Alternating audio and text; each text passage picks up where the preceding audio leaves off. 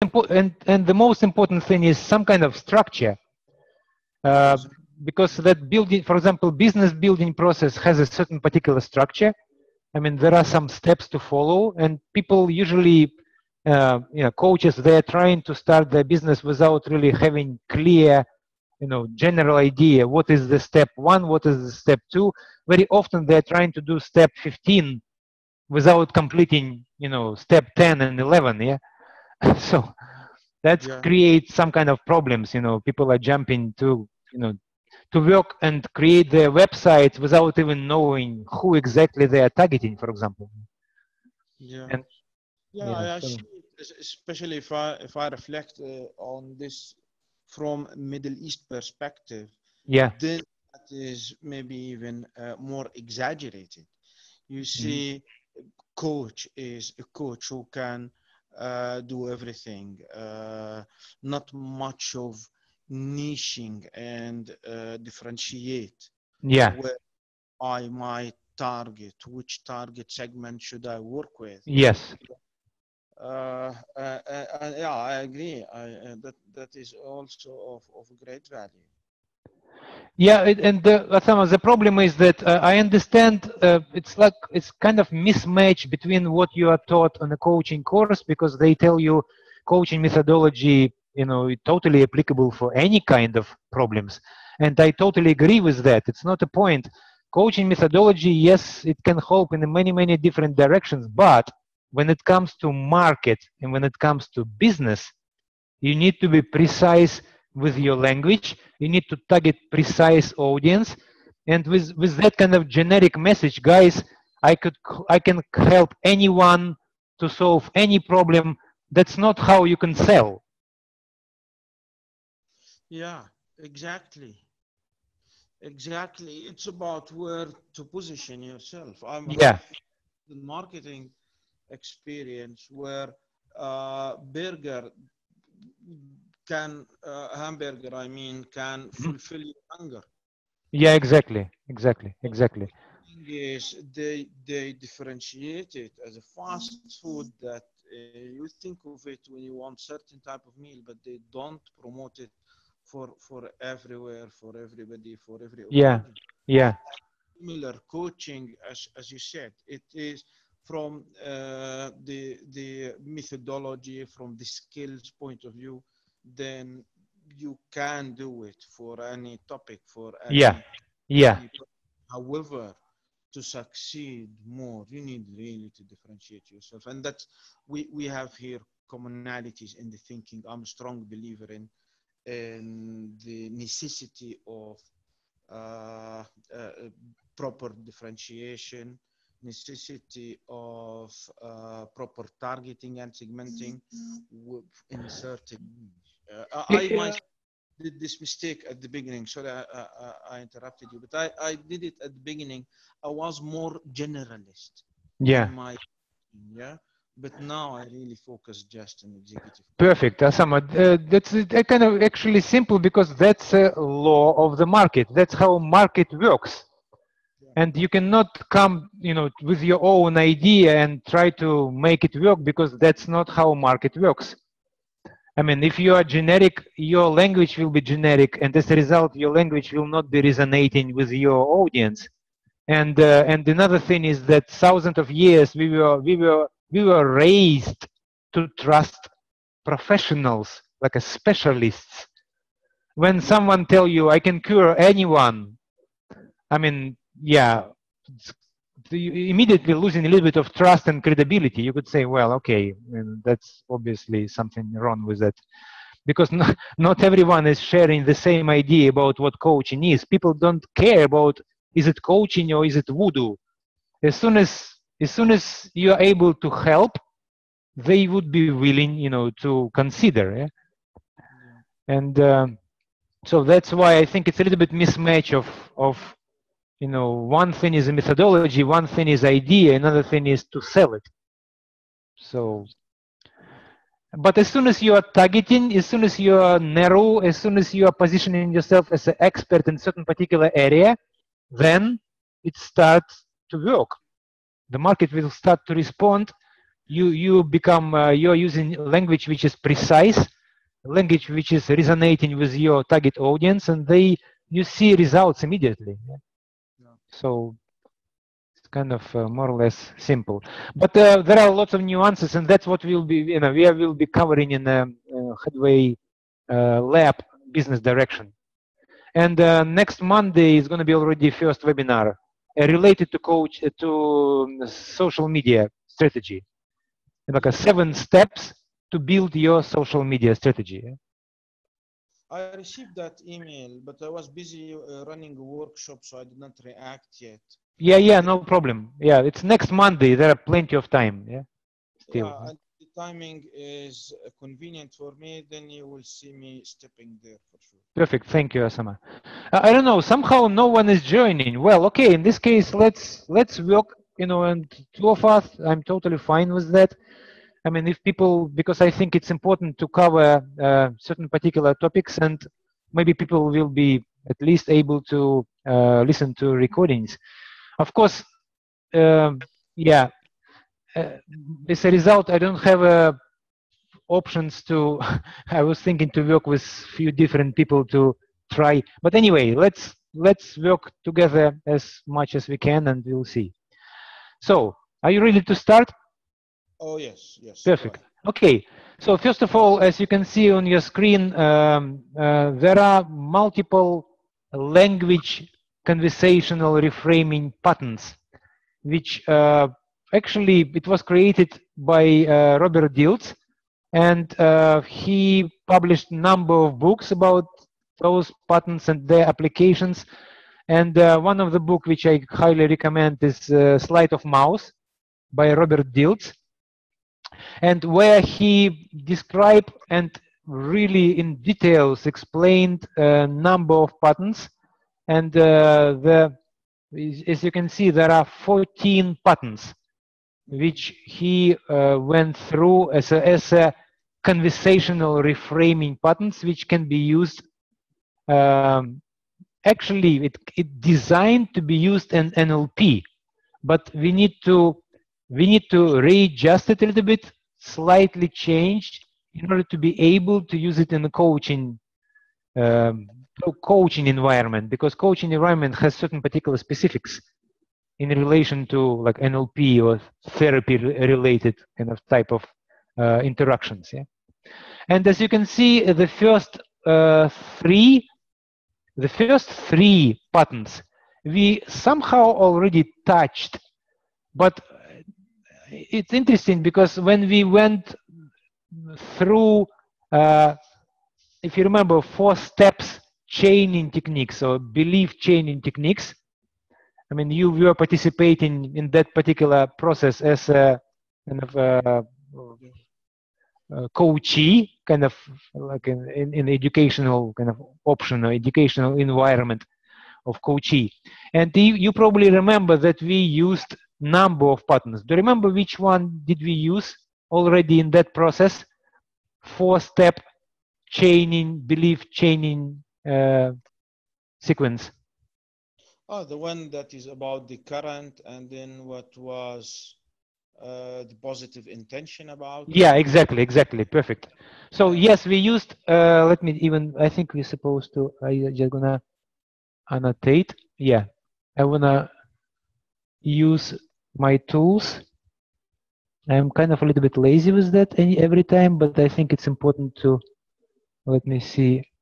Yeah, okay. So we used intention pattern between step 1 and step 2, because when you have a current, for example, limiting belief, and your client able to formulate the final one, usually there is a huge gap between.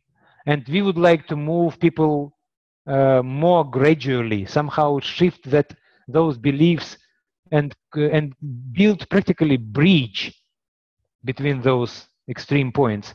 Right now I'm talking about limiting belief and desired belief, but it's totally applicable to where person is right now, your client, for example, in a problematic zone, and where your client would like to be. Yeah, solution zone, destination point. So as a result, we would like to have some kind of gradual step-by-step process. And positive intention was a perfect opportunity for us to design how to move from one extreme to another. Yeah. And second pattern which we used, it was redefine pattern. So that we used, if you remember, there were in our chaining techniques, there were 4 steps. Yeah. And positive intention we used here between step 1 and step 2. And redefine we used here between step 2 and step 3. Yeah. And redefine idea, again, positive intention is, idea is quite simple.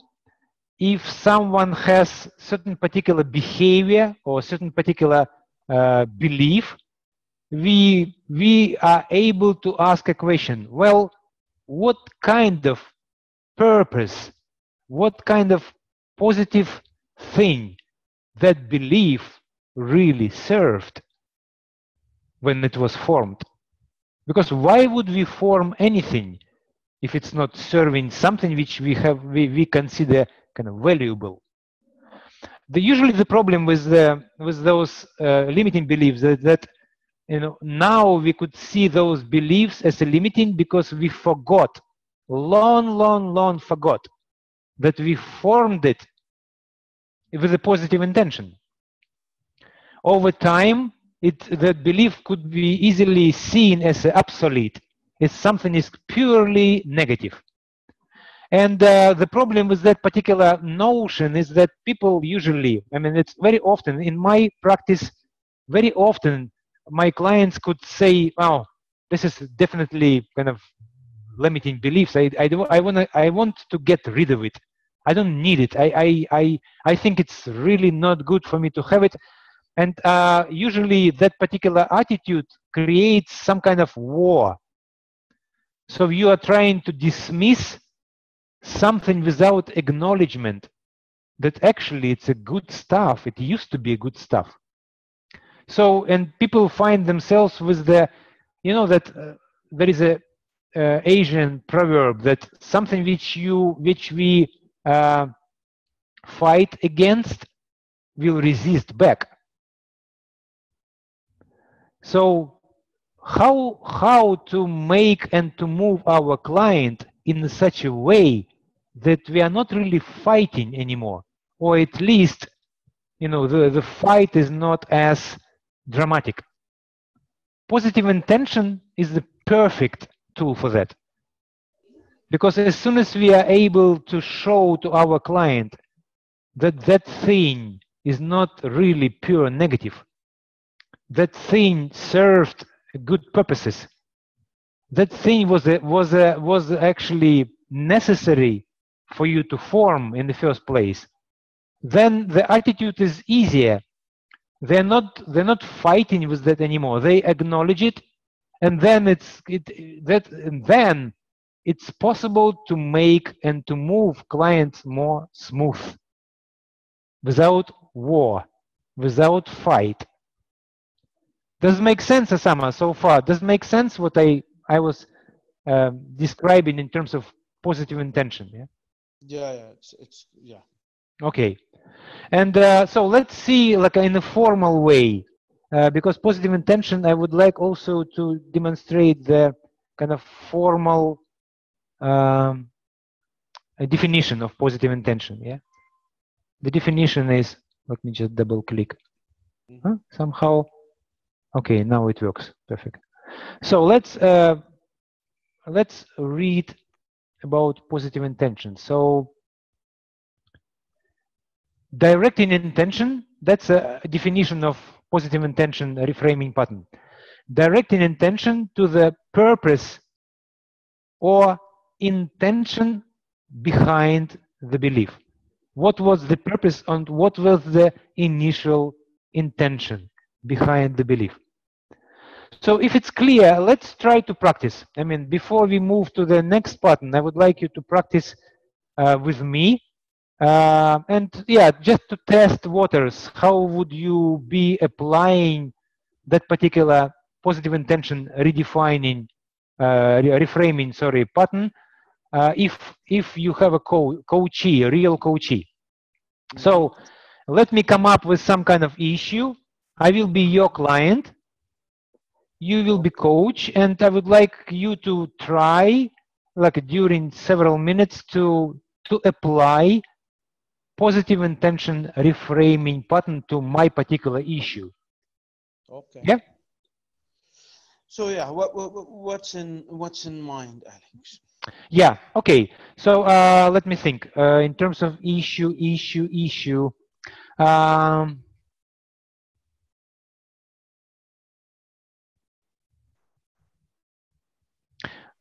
Few more seconds. I'm thinking to come up with something which is really like a long term, something which is not too simple and too local, a little bit more.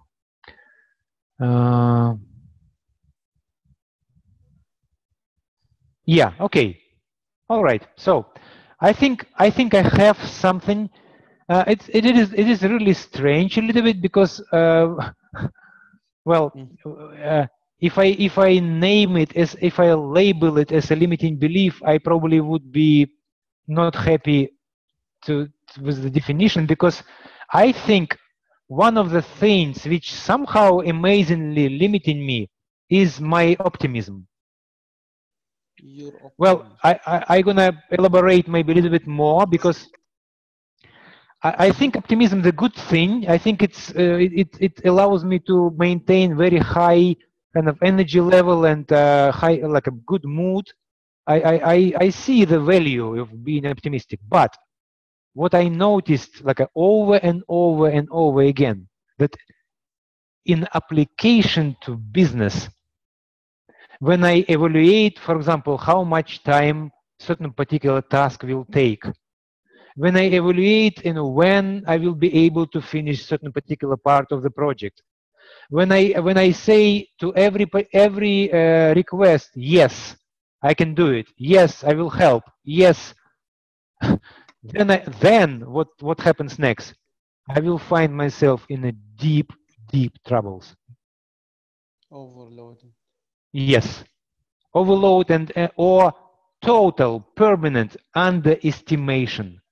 How long it really takes to do anything. Yeah? So it seems like an innocent, seems like a good thing. Actually, right now I'm coming with the opposite almost kind of. It's not. It seems like a good thing, but actually, I think in a certain particular way, it's limiting me. So what you mean is, by being so optimistic, so then you have this goodwill to say yes for many things. Yeah, of course. Yeah. You will burden yourself with many things all at once.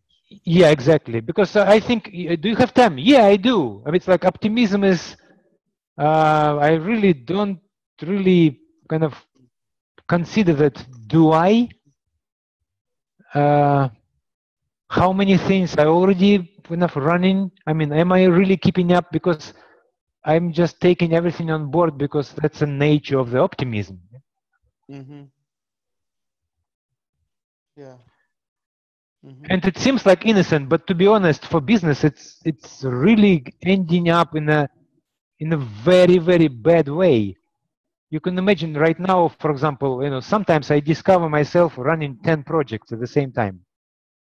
You could imagine how, I have, for example, some responsibilities in certain projects with other people.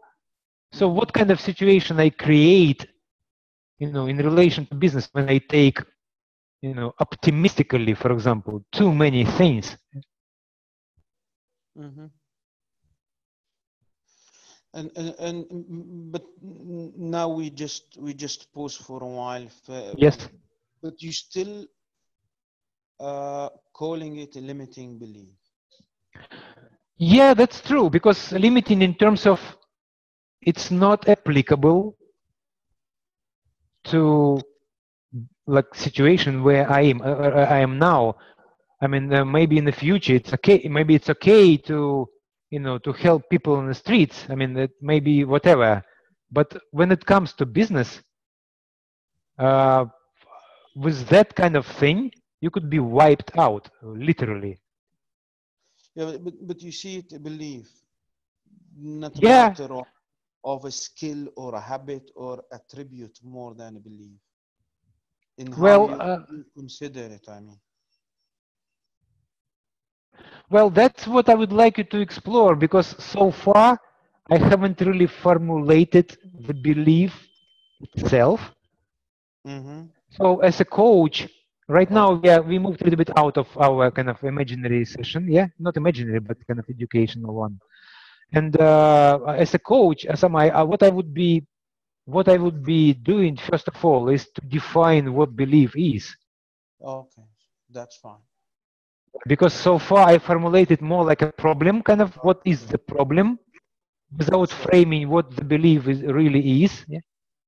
yeah, okay. So we call it the issue between hands, you know, Yes, that exactly. what's bothersome for you Yes. is What is the issue? Yeah. okay, okay. And what do you want to achieve there? Well, I would like to be as a how to say it, as a professional entrepreneur is, I mean, all about, to be realistic when it comes to business, Mm-hmm. to be kind of critical, to be aware of the main, I would say, asset, because in business, the main asset is time. One Mm-hmm. of the, of course, there are financial parts and other things, but in terms of how you spend your time, it's extremely important. Time management, it's very important. Mm-hmm. So I would like to be not as, you know, like completely almost like a childish. No, Mm-hmm. that strategy, that approach is just completely inappropriate. Mm-hmm. Mm-hmm. So what would what would it bring for you, Alex, being realistic?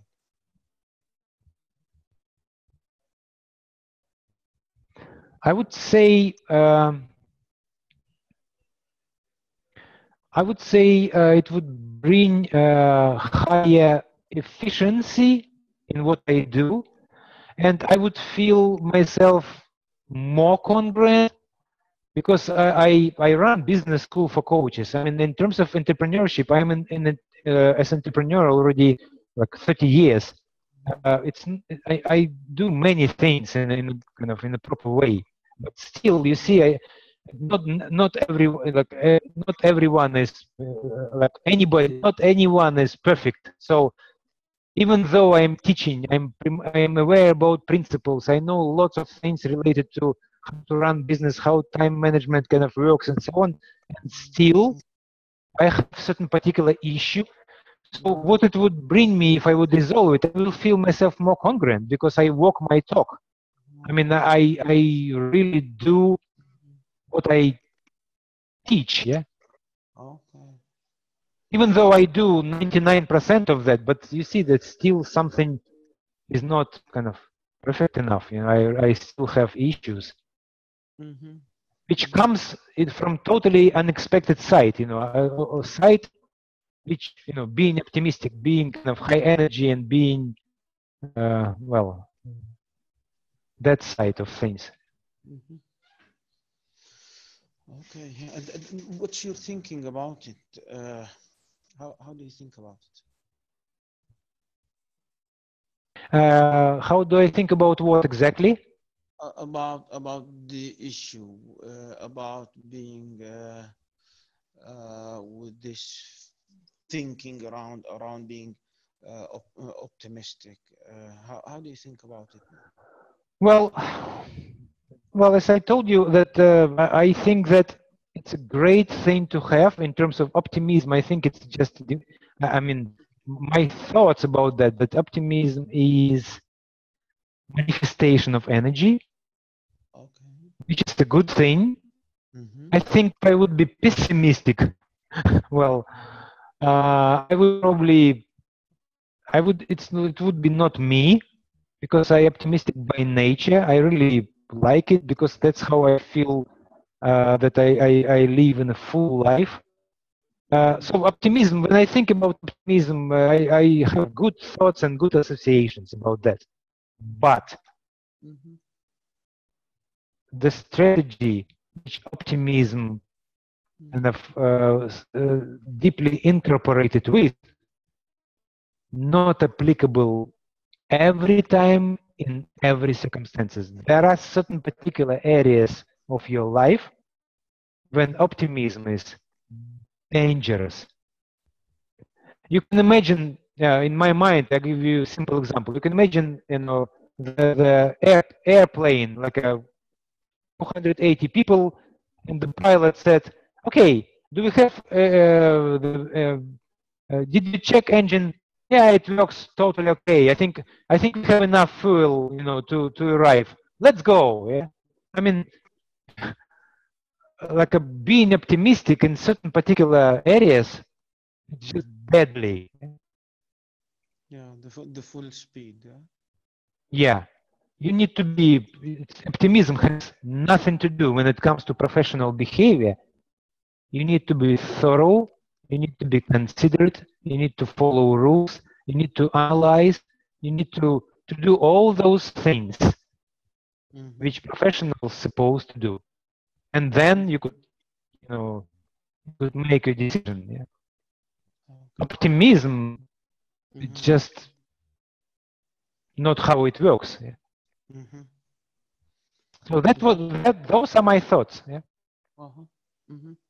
How important it is for you, Alex, to do something about Sorry, could you please say it a little bit louder because you're how important? I heard first part. How important? how important it is for you to do something about it, and you move to what you have said now, that you will become more realistic, and how important No, it it's is. it's. I think the importance is from 1 to 10. It's 10, Mm-hmm. really, because I Mm-hmm. I think that I could jeopardize the business. I could slow down development in certain particular areas where I need to move really fast. When I don't move fast enough, I could lose certain area of business, because if you're not fast enough, competitors can develop things and you're just too late. Even if you had great ideas, but you are postponing it for years. And why I'm postponing it? Because I am optimistic. I took 25 other projects. Yeah. So it is super urgent, to become thorough and realistic, and to eliminate that particular handicap, being optimistic in business. Yeah. Mm-hmm. Super Mm-hmm. important. My answer is 10 out of 10. Mm-hmm. Mm-hmm. What did you do so far? Well, Osama, let me just, if it's okay, I could put some pause. Yeah. Because what happens right now is like we are going through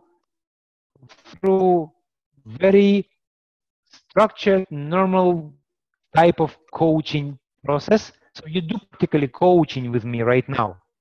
Yeah. What I would like you to do is I would like you to apply reframing pattern, which called positive intention reframing pattern. Okay. So it's actually it's not just coaching. It's very precise, certain particular process.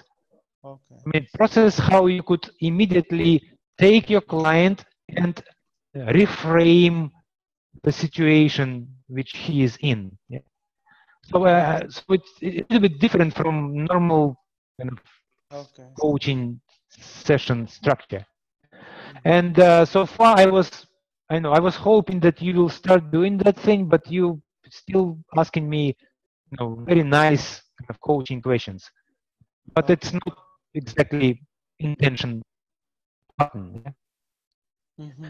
So yeah, in this case, probably if it's okay, I will because we're still kind of in educational environment. So if I put a pause on it, and I will share my thoughts with you how I would go forward in order to apply intention pattern. Is it okay, Asama, if you do Yeah, that? Yeah. yeah, fine. Yeah. So idea is like this.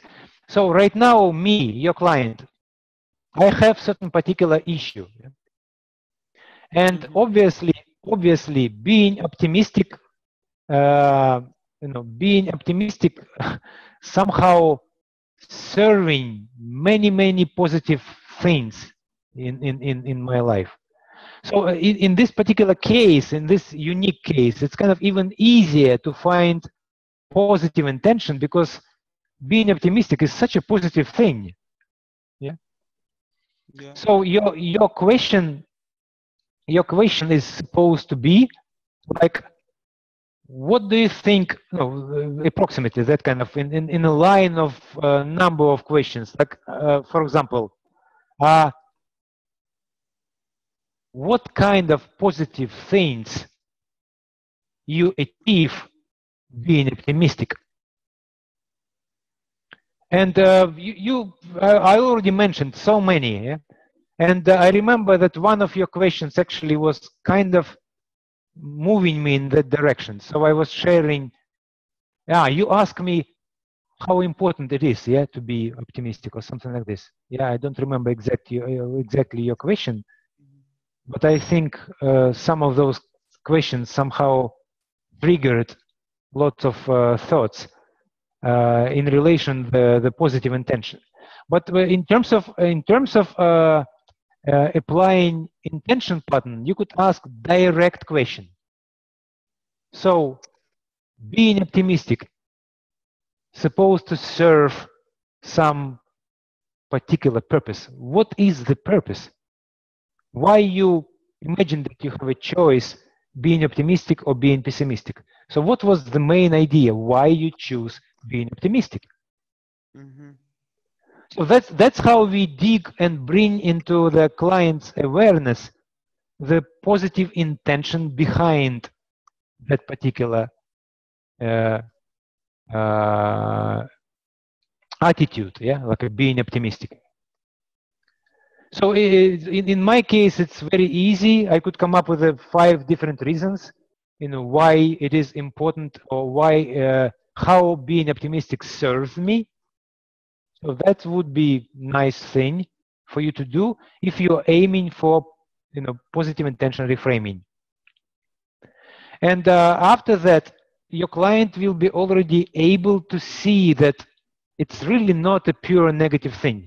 Well, for me, in this particular case, it's easy because optimism is obviously is not a pure negative thing. Yeah? But normally in a normal, in many instances, in a normal coaching situation, people could come up with a really looking negative kind of type of. It's like, for example, I always was a bad driver. Yeah. For example, then it's like, okay, what kind of positive thing is here? I was always a bad driver. What positive could it be? And people would say, what kind of belief? I really want to get rid of that belief. It's such a negative belief. I'm a bad driver. There is nothing.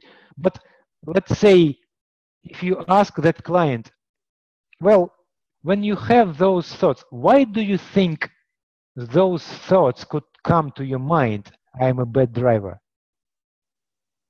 Can it really serve some positive purpose? If it would, what kind of purposes would it be? So it's kind of unusual way. And as a result, that's how positive intention reframing pattern works, because your client immediately could come up, for example, or maybe after some thinking, it could come up with the idea, well, if I think I am a bad driver, I would be very cautious. I would be driving really kind of in a safe manner, because I know I'm not really a good, great driver. Yeah. I would be just much more safer and more cautious when I drive. And obviously, if I'm more cautious and I have a much, higher probability not to get into the troubles. It's like a much more safer driving. Okay, it seems like a really positive thing.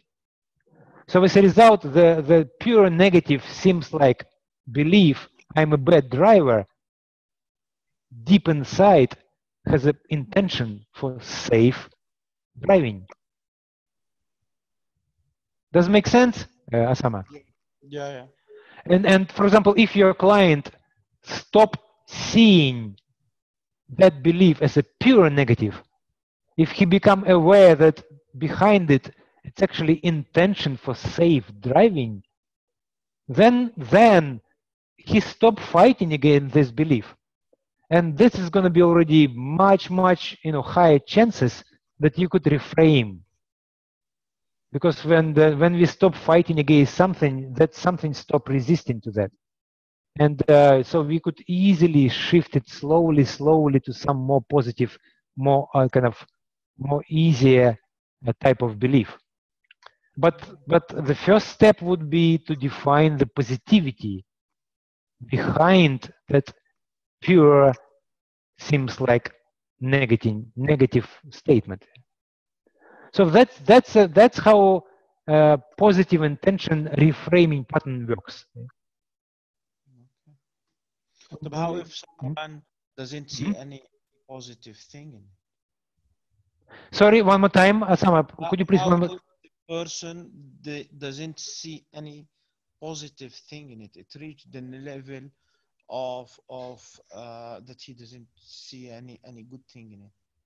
Yeah, that's what happens very often. I don't know why, but when people come up during sessions and they say I'm a bad driver, I mean, if you ask, so you're a bad driver, they really in their mind that kind of belief I'm a bad driver never really on a conscience level never really connected with anything positive. That's I don't know. Yeah, that's how psyche works. I mean, it's like a tip of the iceberg. You know, they see something on the surface. You know, and if you ask, what do you think that belief I'm a bad driver is a positive one or negative one? They immediately tell you, well, it's of course it's a negative one. Yeah. And they, in my experience, Sama, when I was working with the clients and when I was asking them for the first time, what kind of positive thing do you think that belief serves? They practically in shock. They say, what? Positive thing? I mean, it's obviously not really immediately comes. I mean, do you remember even in our case, in that kind of educational session when you came with the cockroaches? Yeah. I'm sure that it was really not immediately in your mind was connected with your mother, you know, trying to keep your household in a clean and, you know, like a hygienic environment. Yeah. It's not obvious. Yeah. No. Yeah. And that's why it takes, and that realization that, you know, when you start working with a coach and with the help of coach, client come to realization that actually that belief which I have right now served some very positive purpose. Somehow it's kind of, it's starting, it helps to move, you know, and shift, you know, your client towards better beliefs. Somehow it become the kind of first step towards, you know, dismissing the belief, because you eventually you stop seeing it as a pure negative. It's you kind of relax towards this belief, and that relaxation amazingly, paradoxically, allow us easier to reframe it in the future. And there are some steps how to do it. You already know 4-step, for example, 4-step chaining belief change. Yeah? So in the future, you could apply that 4 steps, and you already have done the first part. You already elicited the positive intention, yeah, behind that issue. Yeah. Is it more or less a little bit more clear, Asama? Yeah, yeah. Very. Okay. So in this case, are you okay if we move to the redefine, type of pattern, yeah, which you could also apply. So how a redefine pattern works? Let me show first of all the formal definition. You see it right now on your screen. Substituting particular, a new word for one of the words which is used in the belief statement. So the word which we will be substituting, we will be kind of embedding or using, which will be very similar to the one which we used or which your client used, but has a little bit different implications. Yeah. So let's play kind of imaginary situation and try to apply and some kind of in a real situation make it work. Use that redefine reframing pattern. So for example, your client said, I'm really bad driver. So what you could do immediately, Asama, you could actually do it. You could apply redefine patterns instantly in a split of second. How? What usually I do with my clients, I immediately repeat that particular negative statement, immediately repeat it back to him, substituting one word with a slightly different word, almost the same. So it's important not to change the whole phrase, but repeat the whole phrase back to him, but change just one word. Let me just type that particular statement. The client said, I am really bad driver. Yeah, you see right now. Yeah.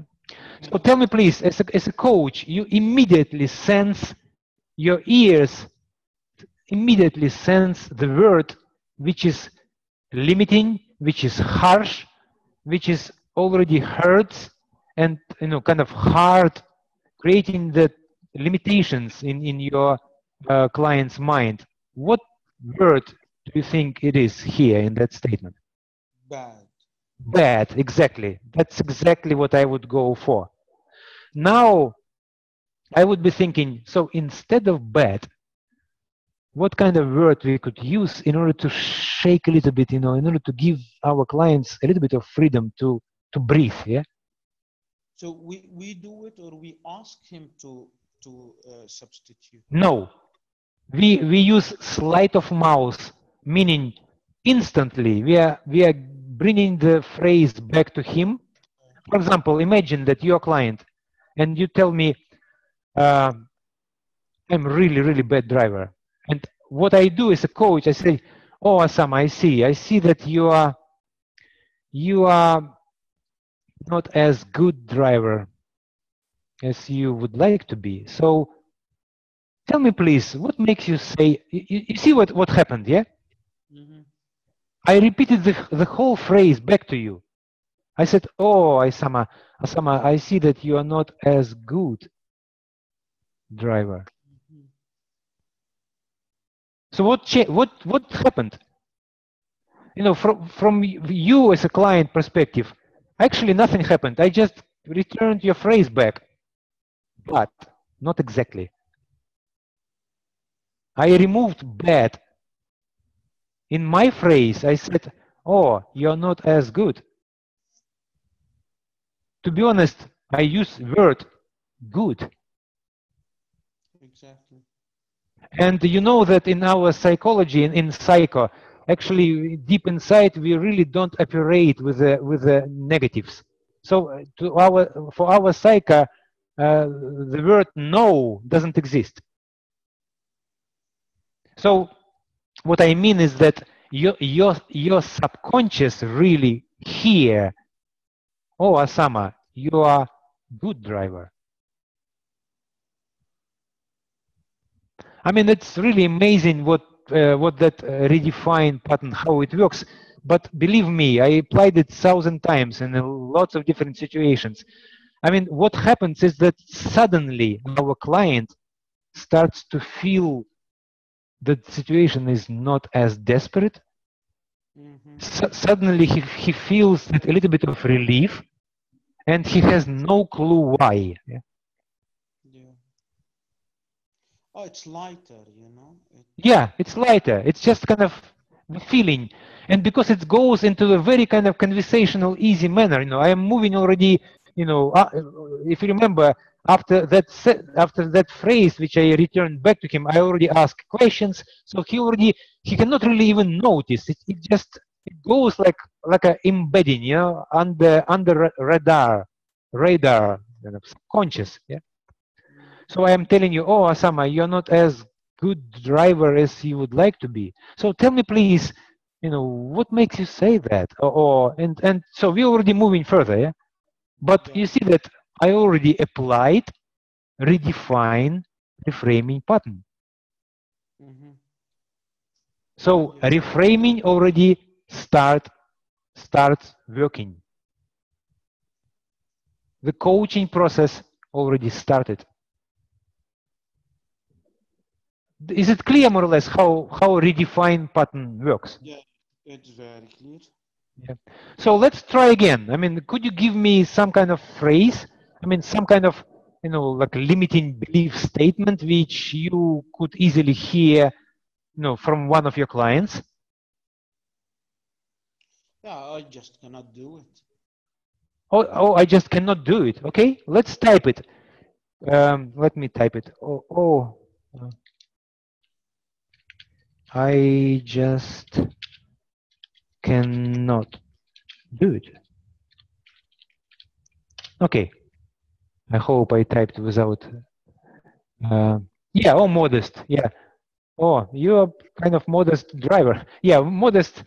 Yeah, a little bit have interesting connotations. Modest. So what we need to do here. So, for example, tell me please, which is closer? Because you know this the redefine pattern, that sleight of mouse type of reframing works when it's make it almost invisible, almost unperceivable change.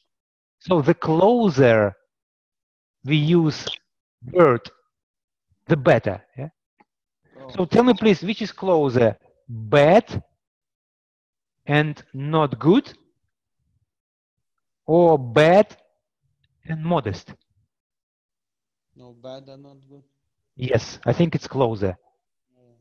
So as a result, if you use that, your client will swallow it, kind of take it easier, because it's almost the same, yeah? But not. So we need to be careful in terms of not to stretch kind of too much. So I mean, not to use word which is a little bit further away, because otherwise client could sense that something is going on.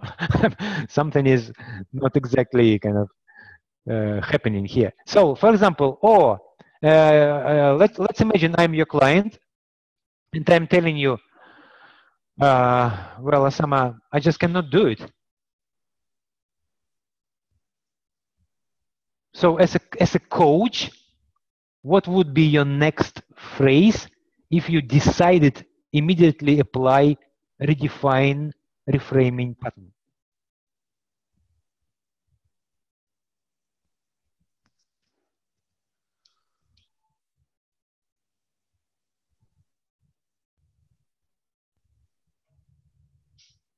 Not able. Sorry, could you please say a little bit louder? Not able. Not able. First of all, yeah, Asama, let's think together, like out loud. So let's jump out of the session for a second and say, first of all, please tell me what kind of word you will choose to redefine. Cannot. Cannot. Yeah, me too. I mean, that's probably cannot. So let's think in terms of finding something which is almost the same but not exactly. So you said, oh, you are not able to. You're just Able unable. to. Let me think. Oh, you are not able to. So if I would get, oh, it seems like you're not able to do it. Huh? Okay. Well, I think it's a little bit easier. I think it's actually like how to say it. It feels a little bit easier for me, even though I'm not really native in English. But I think, oh, you're not able to, because ability. It means that I sense that I could have ability, I could change it, because I cannot. It's just fixed. Yeah. There Cannot is means no, yeah. more, And more I know that ability today, I don't have ability tomorrow. I have ability. I mean, that's how we like learn skills, for example. So I think able, not able, kind of easier than I cannot. Yeah. So I think it's possible, but I could also try, for example, one more option. So I would, for example, try like this. Oh, I think that you you you don't have a strategy, or I think that you haven't figured it out yet, or I see that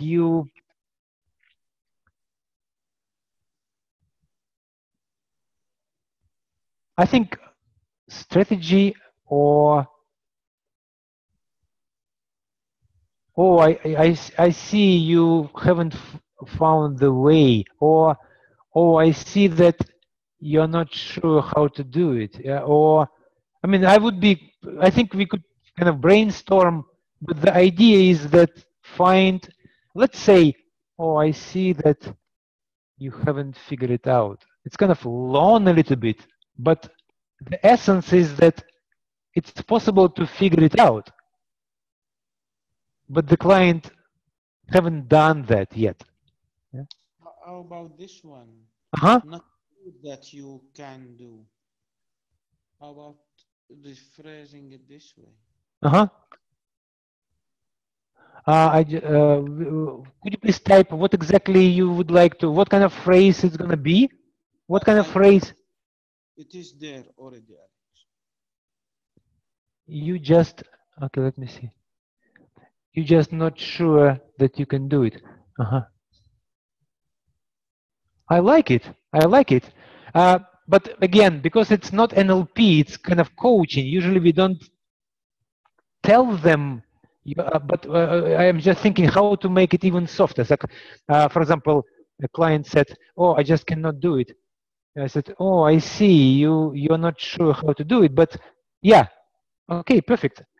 I see that you're not sure how to do it. Perfect. I like it. I like it. It's very good. I think it's good. It's short enough, and I cannot, or I am not sure how to do. That's very nice shift. It's much easier. It feels good. It feels better. It feels softer. Mm-hmm. Perfect. I like it. So I see that, yeah, it's good. But the point is that you see that it takes a little bit of thinking. It takes a little bit of right now crafting. But the more you use it on a regular basis, the more natural it's going to come out from your mouth. It does require practice. Exactly.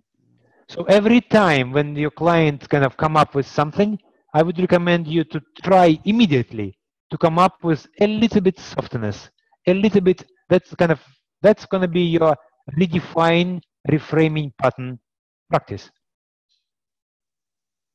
Yeah, Okay, clear. Sam, is it clear more or less what? Yeah. Yeah. Mm-hmm. So right now we covered like a two major patterns. Positive intention one, which require you to dig into the purpose behind some kind of pure negative statement or belief or whatever, in order to reframe attitude of your client towards the negativity. So to become a little bit more gray, kind of more softer, yeah. And it will allow you later to move your client towards the reframing. And in terms of redefine, we use it almost like instantaneously. Every time when your ears hear some kind of harsh, hard, tough type of statements, you could immediately return the whole structure back to your client with a tiny small tweak. The more subtle the tweak, the more successful it's going to be. Mm-hmm. Hi, Irena. Good evening. It's kind of, you're a little bit late, but I think it's better than not coming. I don't know why. Now we are right now finishing already. Irene, are you there? But anyway, it's good because I think we were able to work with Osama, and we covered the way we could, two reframing patterns, positive intention and redefine. And I think if you look, if you watch the recording, I think it's going to be very clear. I don't know if Irena even can hear me. I think she's not typing. Yeah, I don't know if she can hear me. Osama, do you have any questions at that point? Yeah, I'm fine. Fine. Okay, perfect. Are you okay to stop?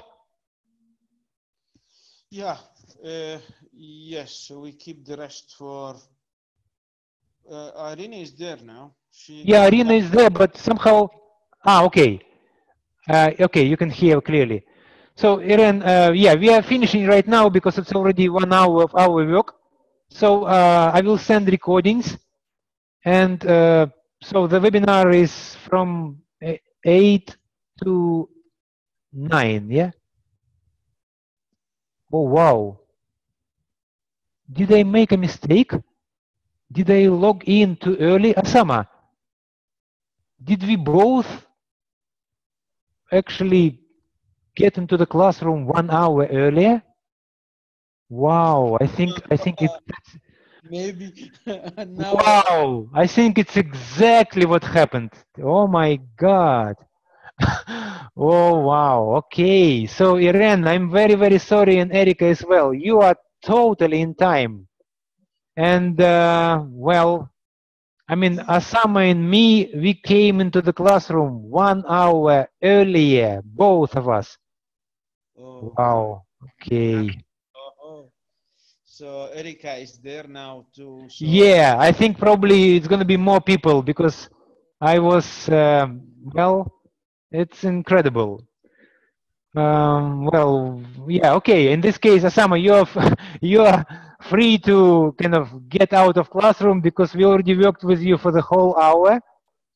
And guys, probably I will stay with you maybe 10, 15, 20 minutes more.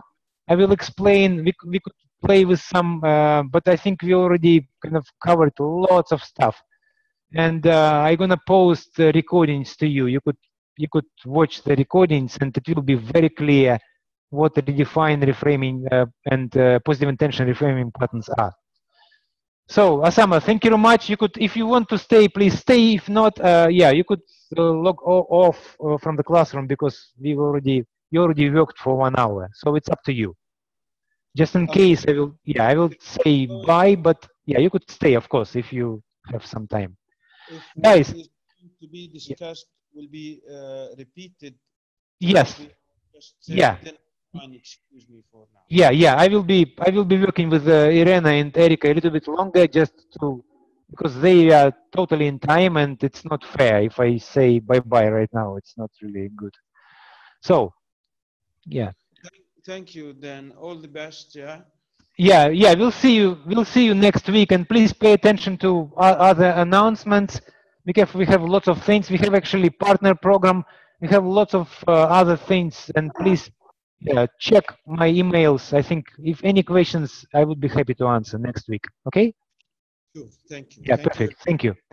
All right, Irene, Erika.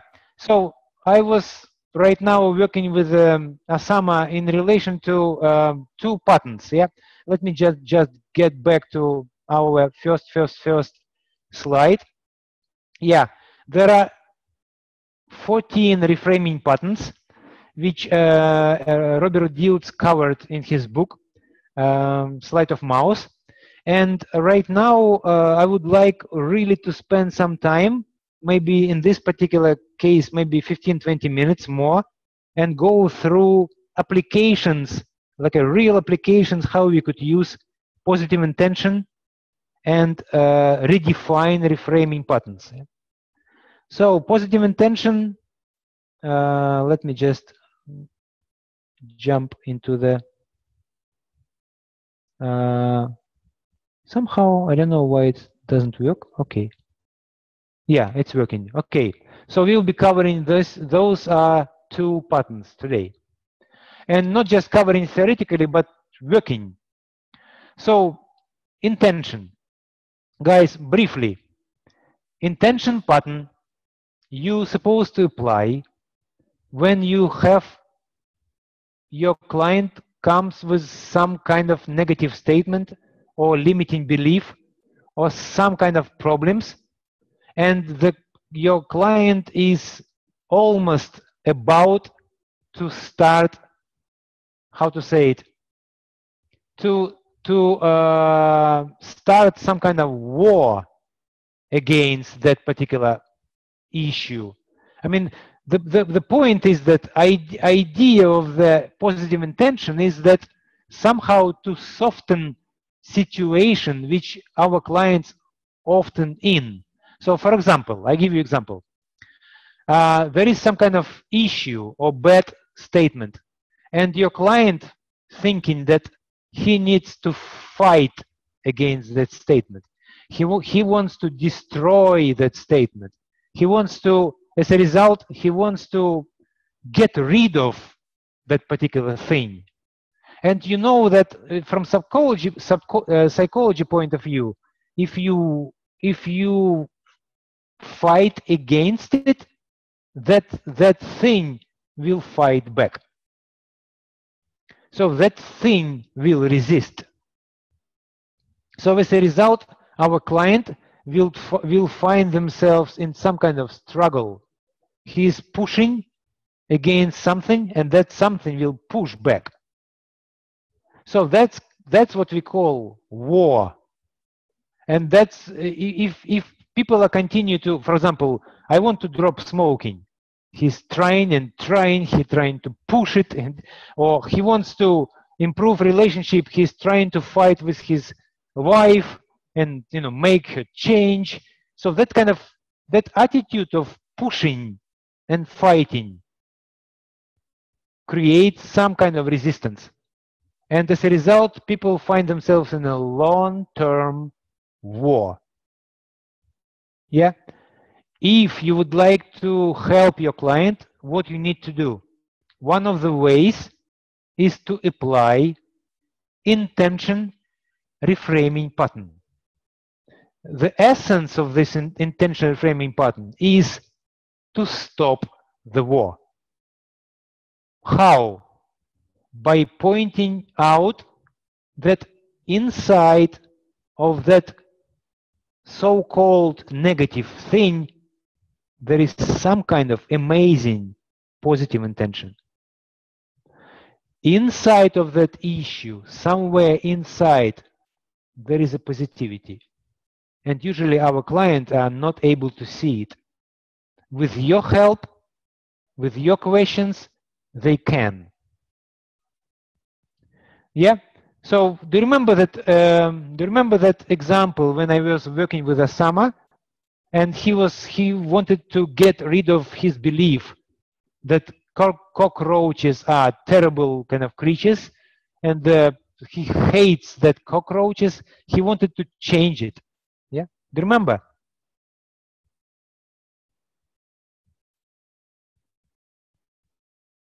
Yeah. So do you remember when I was asking him, what do you think, Osama?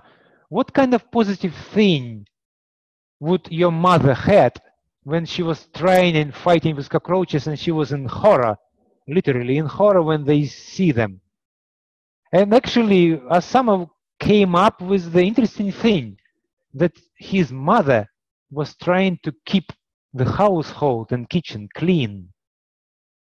Actually, it's more like a high, like a hygienic kind of type of effort, because the insects could bring some bad stuff, then people could get sick if those things come to the food. So as a result, actually the quite positive intention behind to keep the place clean. That's why when she sees the cockroaches, she's immediately acting. Yeah? And he was, as a child, he come up with the whole attitude to cockroaches. He cannot even look at them without. So as a result, he developed almost like a phobia. Yeah. He doesn't see any positive intention behind that kind of phobia. Why to have that instinctive fear? Yeah.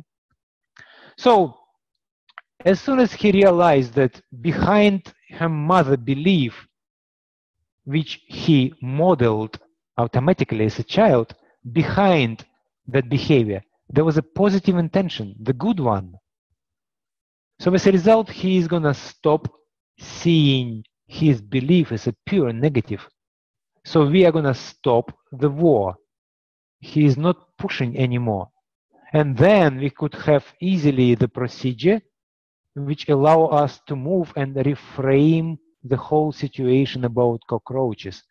For example, by chaining his kinesthetic states when he sees cockroaches and move them slowly towards more positive, more optimistic belief.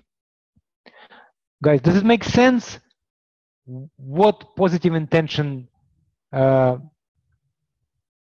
reframing pattern is and why do we need it, how we use it? Yeah?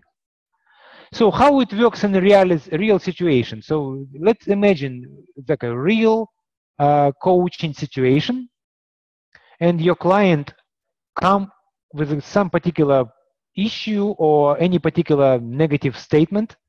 So let's model it. Let's play. Erika and Irene, I could unmute your microphones and you could just try, and I will help you along the way. Don't worry. So who would like to be a coachee? Who would like to be a client? Who wants to be a client?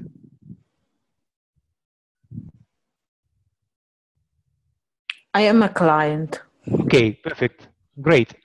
So Irena, you are a client, and Erika, you will be coach. And let's say how positive intention reframing pattern potentially works or could work.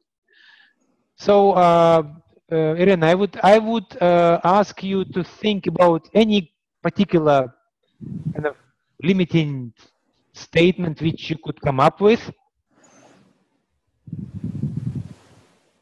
And then we could kind of initiate some really micro 2-3 minutes type of coaching session where Erika will try to apply positive intention reframing pattern.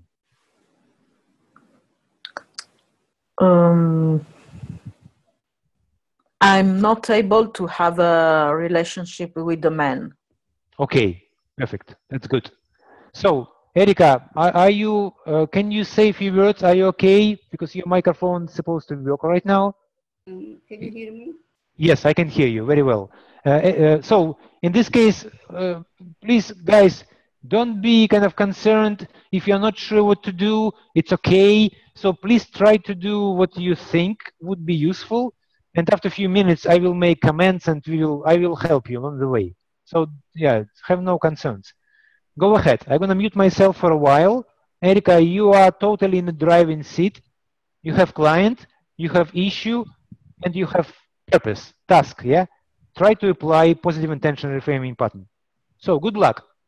After 2, 3, 4 minutes, I will switch on my mic and I will make some comments, okay? Okay. Hi, Perfect. Hi, Erika. Hi. So, can you just repeat the statement you said before, please? Yes, I say that I'm not able to have a relationship with a man. You are not Loving able, relationship. sorry, loving relationship. Yes. Not just right. You are not able Yes. loving relationship with men. Yes. With any man or with a certain man? If there are men interested in me, I'm not interested in them. It's like there is a wall between us. And I wonder what is there behind the wall?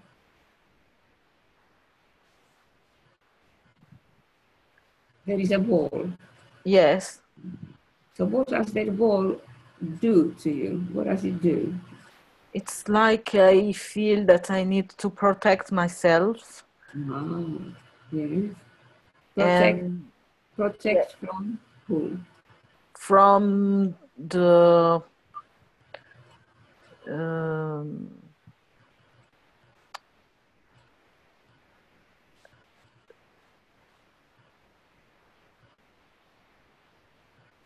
to be involved in a relationship.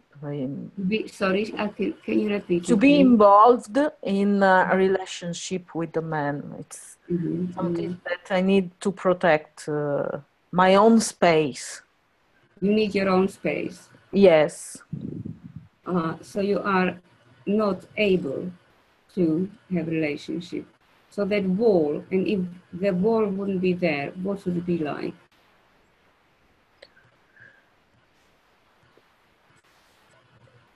If the wall is not there,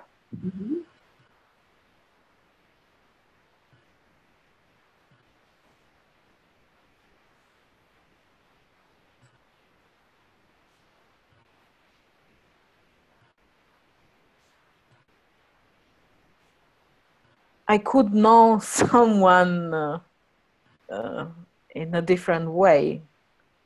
So imagine that you are on one side of the wall and that some man is on the other side. And if you would like to have the loving relationship, what would that do to you? What would it bring you? What can you find out? What would you like to find in loving relationship? If I could have, probably I could have someone I talk with at night when I stop to work. I could have candles. Yeah, wow, it sounds fantastic. So you could have a chat in the evening. Yes. Candles. And is there anything else?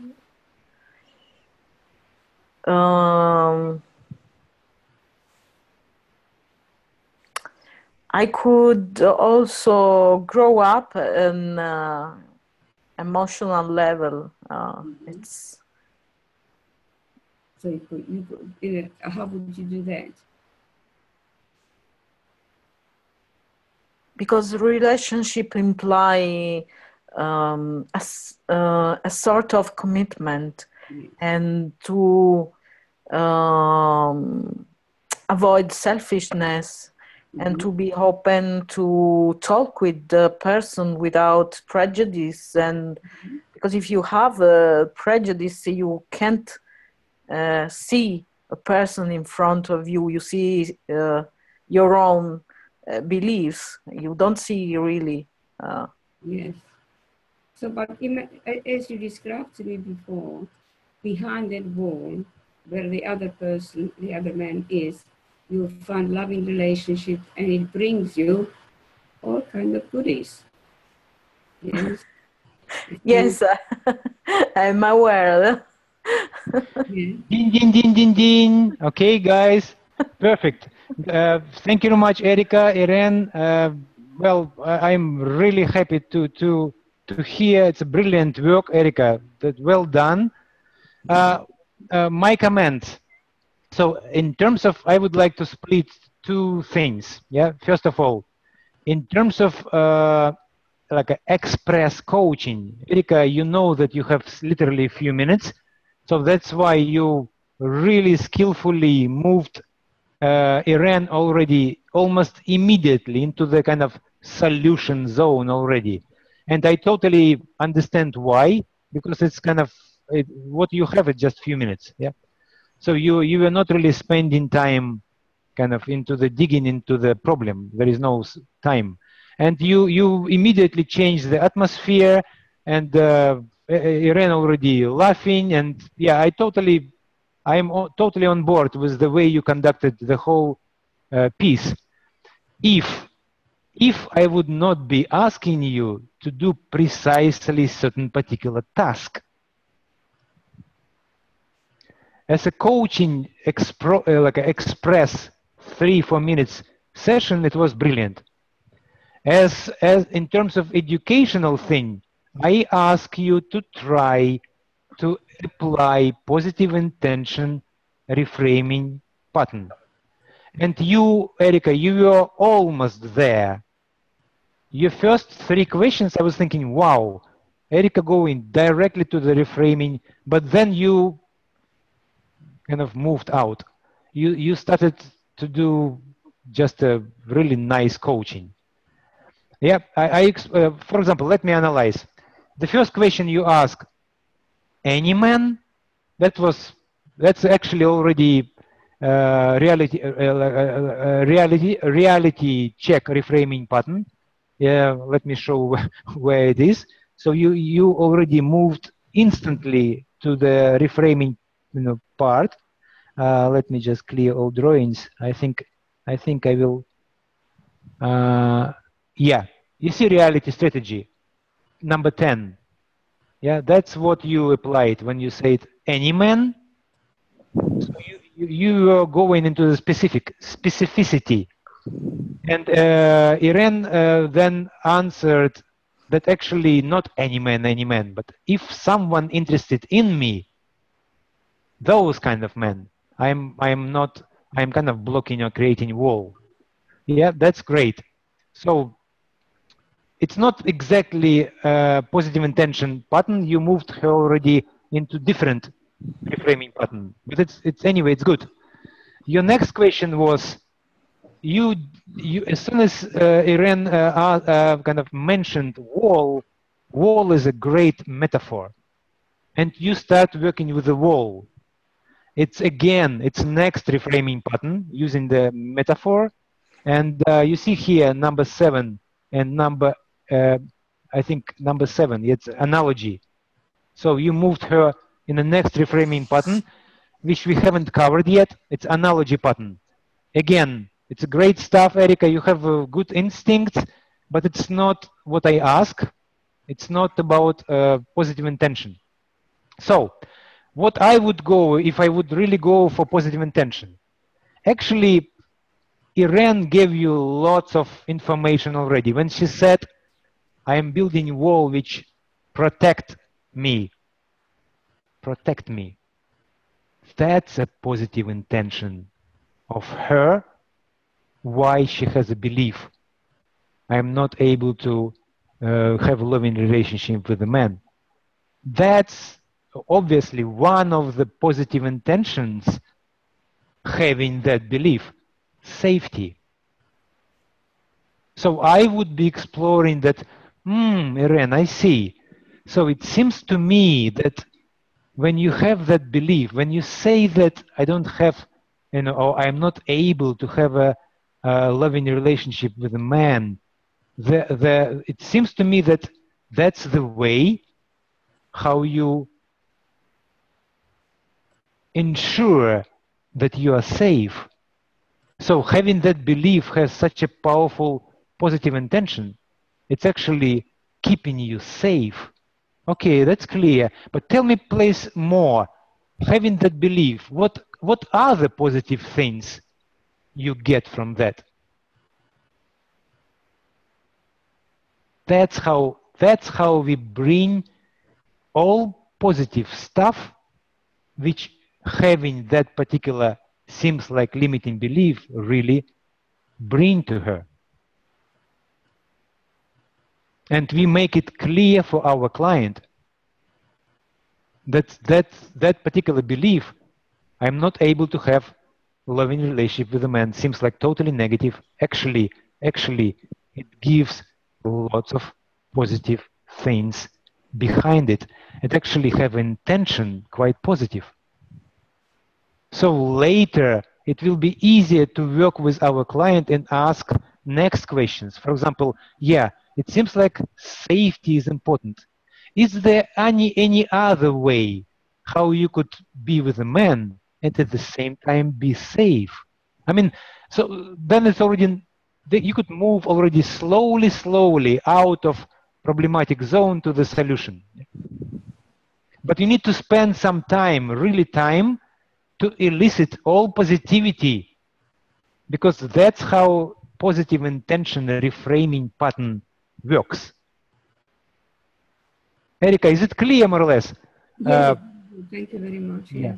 Yes. Yeah. So it's, you practically was already there, but somehow when Irene mentioned about protection, about being, protected by a wall, somehow you moved into the, no, it's nothing wrong with that. There is no wrong or right, but in terms of exercise, in terms of applying positive intention, I would stay immediately with protection, with and ask, do you have any more positive things behind this belief? But you chose other ways, like taking wall, move her into the solution zone. I mean, it's totally fine. I mean, it's great. I really enjoyed that session. But from educational point of view, right now we are exploring how to apply positive intention reframing pattern. You're supposed to stay there and dig for other positivities. Very good. Or, yeah. So, or make it very clear for her that protection is a good thing. I mean, being protected, being safe, there is nothing wrong with that. And that's what having this belief really provides. So, yeah, that's, Irene, does it make sense what we just discussed? Yes, I think that Erica felt my energy, that it's solution oriented. Yeah. I mean, she done it. You've done very well. I instantly changed of state. I mean, like literally in 2 minutes, you were already laughing together, and it's great in terms of the value of session. But right now we are making more like an exercise kind of type of things. We do it a little bit more kind of deliberate. But Erica did, and you both did a great job. I really enjoyed it. So, okay, so that's one thing, how positive intention could work. And another thing is redefine pattern. How redefine pattern works? Well, it's very simple. It's really simple, but it's not coming naturally if you are not practicing. So if your client will tell you some kind of statement which you immediately as a coach sense that it's a very limiting and harsh, you could easily, instantly give your client relief. You could instantly reframe him. How? Returning back this particular statement back to him instantly. For example, Irene, you said in the beginning of that session, you said, I'm not able to have a loving relationship with the man. Yes. And Erica, as a coach, if she would like to apply redefine reframing pattern, she's supposed to repeat that particular statement back to you, fully changing just one word. So let's type the whole statement. Let me just type. I hope I could type without typo, but I will try. I am, just a second, I am not able to have a loving relationship with a man. Okay, let's see. I don't know if it's correct or not. Where is it?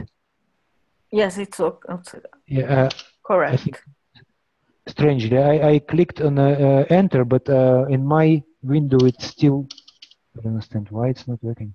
Okay, let me just.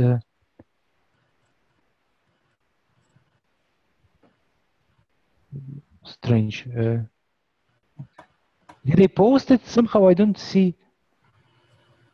I don't see what. Am I supposed to see anything? Yeah, because I typed it. I wanted you to see, so I'm not able to to have. Just a second. I see. To everyone. Okay, now I see it. Okay, now I could probably can post. Okay. So, do you see the statement? Yeah. No, I can't see anything. Ah, yes, on the bottom. Yes. Yeah. Okay. So how it works, guys, girls? Erica is supposed to repeat, Irene, repeat back to you instantly the same statement, changing just one word. And Erica, could you please tell me which word you consider as the most harsh, the most hard, the most kind of the one which you would like to change? Not able. Not able. Okay. So actually, sometimes people come in with them even harder kind of. I cannot, for example. But Irene already chose not the hardest version. I'm not able to. I mean, it's good. Okay, nothing wrong with that.